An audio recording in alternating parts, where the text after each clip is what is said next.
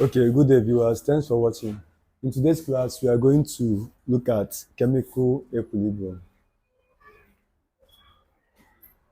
Chemical equilibrium. Now, what is chemical equilibrium? Chemical equilibrium is a process whereby there is no observable change in the properties of a chemical system. A process whereby there is no observable change in the properties of a chemical system with respect to time. Okay, now in physics, we have something called equilibrium of forces. That is to say, when a body is at equilibrium, which means there's no imbalance on any side. You get, but here, but rather there is balance, right? A typical example of that of physics is a balanced seesaw. A balanced seesaw. Imagine a seesaw at both ends. Now have a knife edge on it. It will be what? Balance. But in chemistry, we are talking about the what?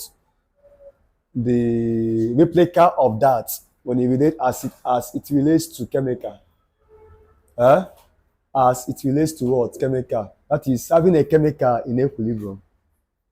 You get. So, and there are two types of chemical equilibrium. One dynamic equilibrium, and two is static equilibrium.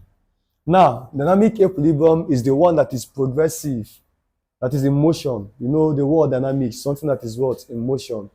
Why the word static is stationary. It is stationary. Stationary in the sense that it is at rest.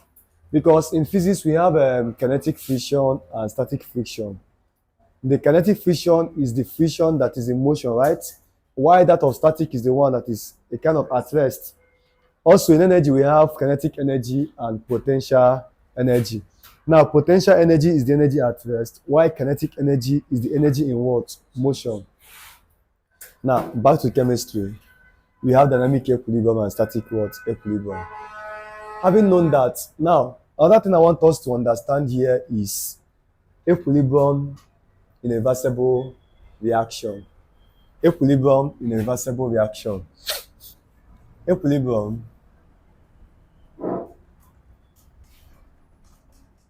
in a reversible reaction. Now, what do you understand by this equilibrium in a reversible reaction? Give me Duster. Give me from here. What do you understand by equilibrium in a reversible reaction? It means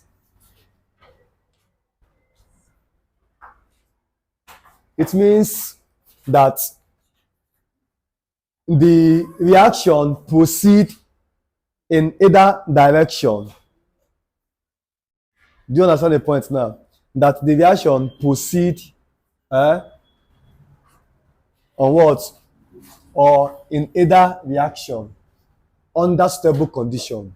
I repeat, equilibrium in a reversible reaction means that a particular reaction proceeds in either direction under stable condition. What do I mean? Example, we have N2 plus O2, that is oxygen. Now, this symbol here, this symbol means reversible. It is a symbol for reversible reaction. What does that imply? It means that two of these things will give you the product. When the product disintegrates or dissociates, it will give you back what you have at the reactant side. Know that here is reactant and this side is product. Here, we call here backward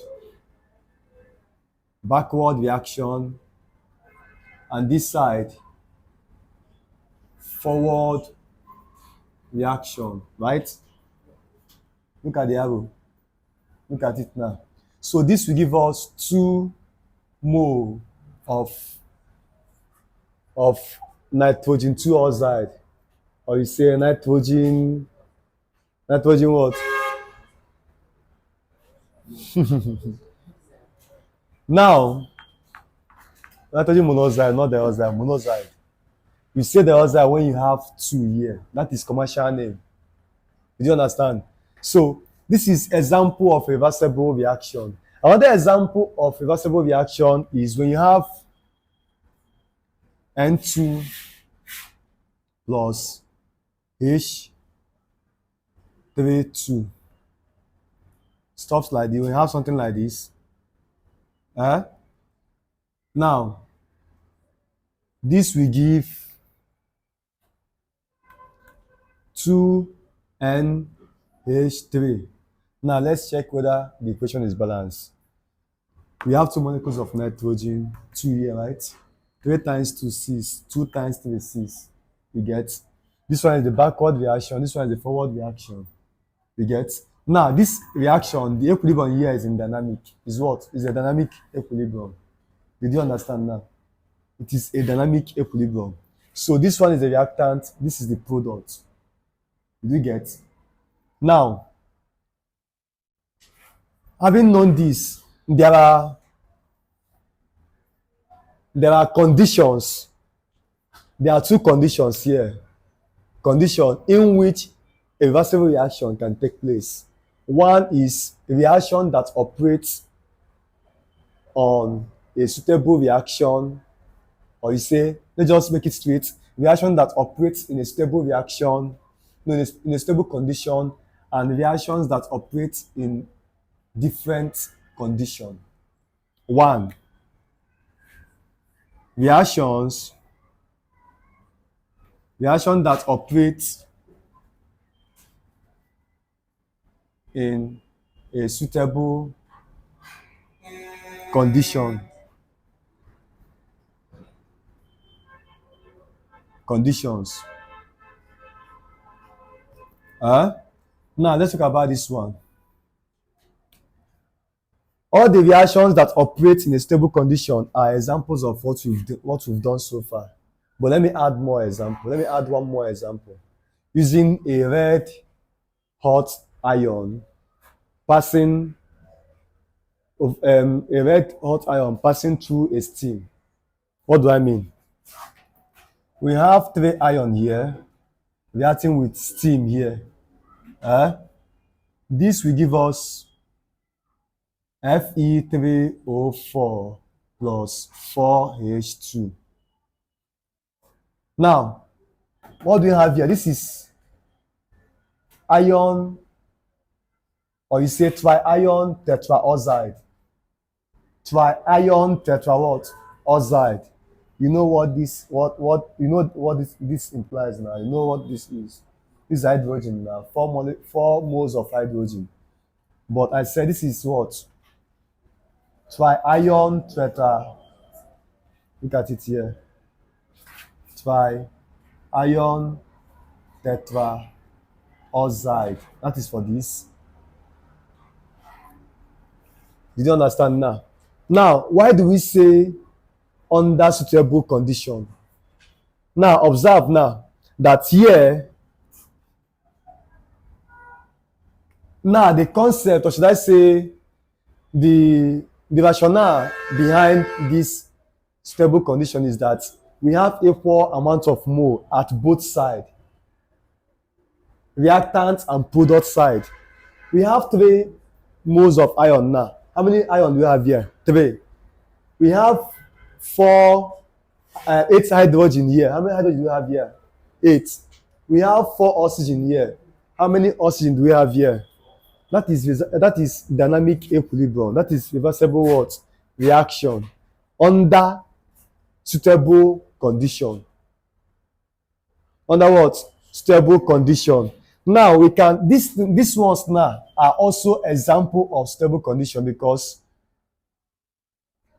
the moles here are the same, and if you dissociate the product, it gives back the reactant. Now let me assume you purchase maybe a sachet of a tea and a sachet of milk, irrespective of the brand or the company you liked most. And you know that such amount of substances needs reasonable volume of water to make the tea moderate, right? Now, then imagine getting such substances. Now you use the same volume of one sachet of water as hot water, and you empty it in that cup. What you are drinking is not tea, it's colored water. It's what? Is what? Because the substance now is not in equilibrium because the condition has varied. You understand the point now? But let me not go deep because I'm coming. I will still give you clear analogy of this. But first of all, let me just give you the concept before we dive into the analogy that will enable you to understand these things better. Now let's look at reaction that operates in different conditions or under different conditions. Number 2, reactions that operate in different conditions. Reactions that operate in different conditions. Okay. Example of the reactions that operate in different conditions is ammonium chloride. Here we're going to have ammonia plus hydrogen chloride. Is it balanced? Yes. How many hydrogen do we have here? 4. 3 plus 1, 4. It is balanced. Chlorine 1, right? Nitrogen 1. Now let me explain this. This is a crystalline salt. This is a crystalline salt of ammonia. Now, when a crystalline salt of ammonium chloride is strongly heated, 2 things will occur. It will dissociate, 1. Secondly, it's going to do what? Sublime. It's going to sublime. Remember I told you guys we're going to read what was it called? Separation techniques. These are the foundation of chemistry. What is sublimation? Sublimation is when a solid is heated to gaseous state. Heated to gas without passing through intermediate liquid state. Let me assume somebody is smoking marijuana here, somewhere around here. The person lights a weed, is a substance, right? The person is smoking. You know you will perceive the scent or the aroma. Why? Because the substance will sublime. Now, that is when diffusion and all that will come in. From a region of higher concentration, lower what? Concentration. Now, when this crystalline salt is strongly heated, it first of all dissociates. Dissociate means, association. When we come together, we form association. If you associate, you can still dissociate. If one of us now incites controversy in our midst, that means this one no agree, this one no agree. We go scatter. So dissociation means what? Scattering. It's an opposite of association. Do you get? Now that is what happened here. Dissociate. We have dissociation now. We have ammonia and hydrogen chloride. Remember, this is solid and this is gas and gas. So this solid now dissociate into 2 gaseous products. And sublime, because of what? There's hydrogen chloride here. It does what? It's sublime. Now, when you reconvert it again, here now is under heat. Because actually there's action of heat here. Here now based on heat. But here when cool, if you convert it now, when it's cold now, what happened? To still get back to this. You don't understand now. Are you seeing a different condition? Here cold and here what? Heat. Do you get the point now? For instance, sometimes, Sundays now, in every home in Nigeria, our mothers do prepare stew, right? the first thing they do is they will go and grind tomato. You know this tomato seed. They go to engine, grind it, or use their blender to blend it. Abi, uh, now you have tomato paste, but I cannot use it like that to prepare your stew. First of all, I have to do what? Place it on your either your gas cooker or whatever, so that the water there will evolve. Yeah, so that the water will be given off. So when the water is given off, you have the paste as leftover, or should I say, remaining as the substance remaining in the pot. Good. So when the water when the water is lost to the surrounding, you have paste. But that thing was a solution. That is a kind of this a kind of a replica. No, a similar case here. A similar case here, because if you should if you should if you bring salty water or pour maybe 1 gram of salt or 10 grams of salt in 1 liter of in 1 liter, and you heat it to dryness, you won't see the water again. Water will disappear.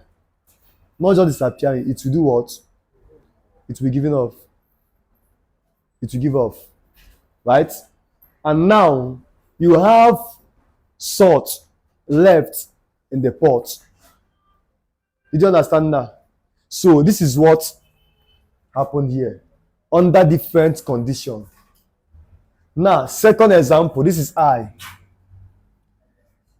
Oh, let me call this one 1 since I've used Roman numerals here.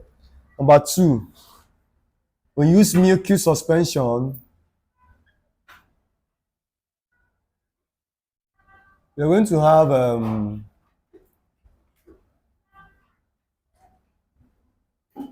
what is this? This is calcium hydrogen triazo carbonate 4. IUPAC nomenclature. I have taught that. Go to my channel and watch this. I have taught IUPAC nomenclature. This is calcium, and I have equally taught what is it called? Chemical formula. What do I mean? Let's check. Here now, we have reactants, we have products. Calcium, how many calcium is here? 1. How many carbon here? 1, 2. How many oxygen here? 3 plus 2, 5 plus 1, 6. What else again? Hydrogen, how many is here? So remember I taught you that balancing of chemical equation means that the amount of mole at the reactant side must be equal to the amount of mole at the what? Product side. So how many calcium do we have here? Calcium is balanced. How many carbon do we have here? These 2 is affecting everything here in the bracket. So carbon is balanced. Oxygen here, how many oxygen do we have there? 3 times 2, balanced. How many hydrogen? 2 times 1. Did you understand that? So now, this under different condition.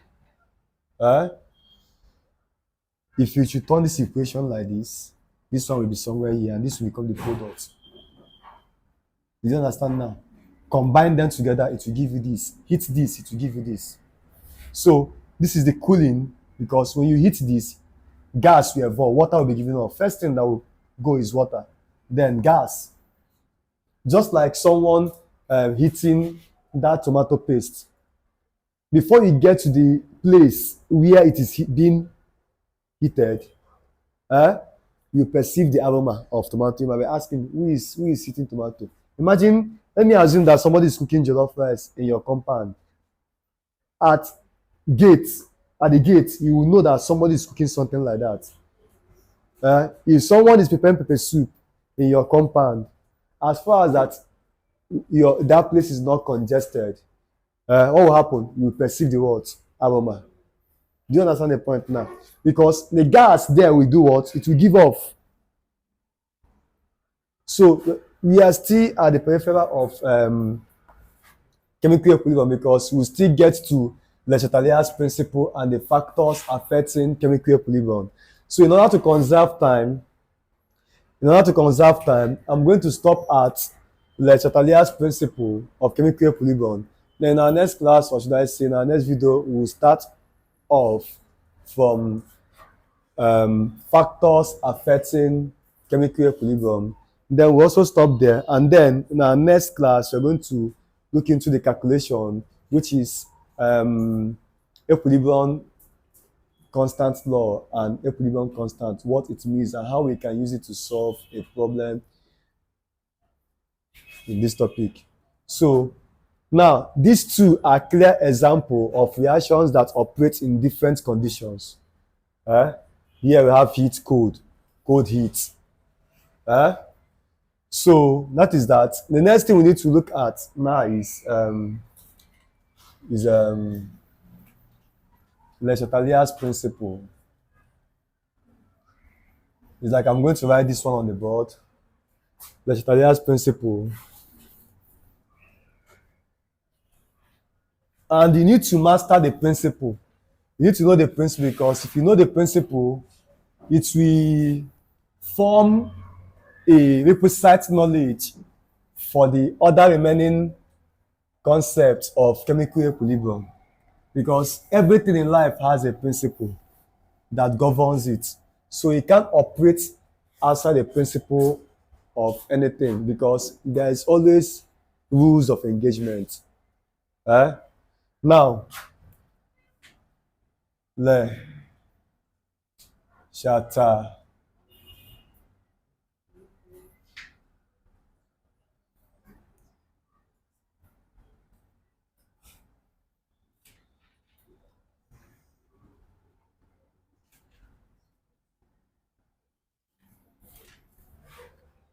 Le Chatelier's principle. Are you ready?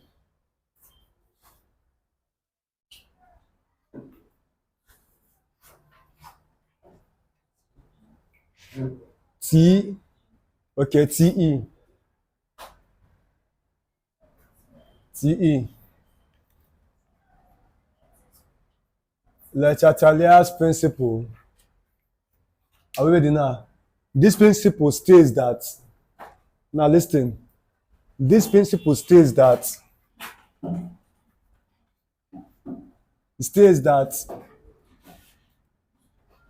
if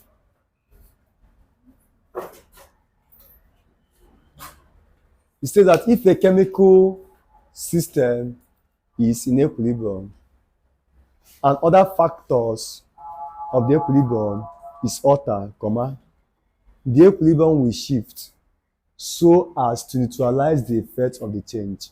I repeat, Le Chatelier's principle states that if a chemical system is in equilibrium and other factors, or one of the factors in equilibrium, just use another factors in the equilibrium is altered, the equilibrium will shift so as to neutralize the effect of the change. Now let me write on the board. It states that if a chemical system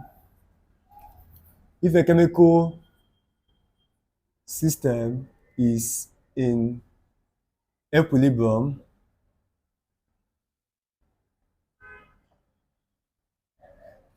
and other factors of the equilibrium,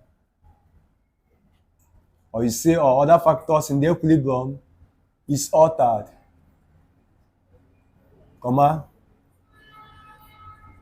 the equilibrium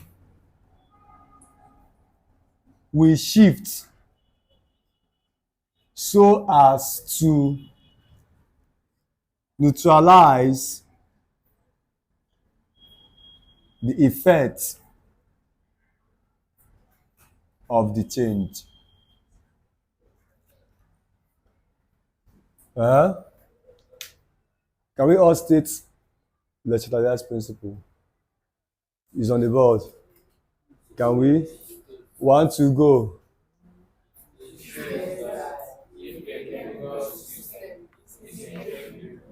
And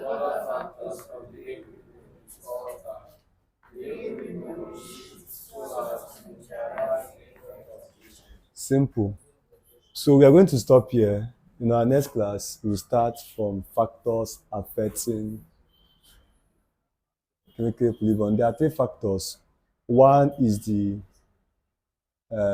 temperature, effect on the mixture. That is effect of temperature on the mixture. 2 is the effect of pressure on the mixture. 3, concentration, effect of concentration on the what? Mixture. So in our next class now, I'm going to use chemical equation to explain those things to you. That is when you're going to know a forward reaction, when a forward reaction is favored, and when a backward reaction is what? Favored. You do understand that? So thanks for watching, and don't forget to subscribe to this channel. Thank you.